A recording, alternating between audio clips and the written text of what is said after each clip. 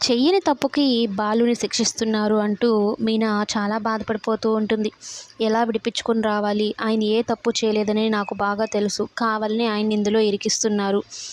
ఆయన అలా కొడుతూ ఉంటే నేను చూసి తట్టుకోలేకపోతున్నాను అంటూ సుమతిని పట్టుకొని ఏడుస్తూ ఉంటుంది మీనా. రవి, నువ్వేం బాధపడకు వదినా, నేను ఎలాగోలా చేస్తాను. అన్నయ్యని బయటకు తీసుకుని వస్తాను. మీరు బాధపడకండి. అన్నయ్య మిమ్మల్ని చూస్తే ఈ స్థితిలో అసలు తట్టుకోలేడు అంటే, మీ అన్నయ్యని చూసి నేను తట్టుకోలేకపోతున్నాను. నా వల్ల అసలు కావడం లేదు. మీ అన్నయ్యని ఎలాగోలా విడిపించండి అనగానే ఇక రవికి వెంటనే శృతి అయితే గుర్తుకొస్తుంది. వాళ్ళ నాన్న డిపో మేనేజర్ కాబట్టి ఏమైనా ఇన్ఫ్లుయెన్స్ ఉపయోగించి తనని తీసుకొస్తాడేమో అన్నట్టుగా శృతి దగ్గరికి వెళ్తాడు రవి.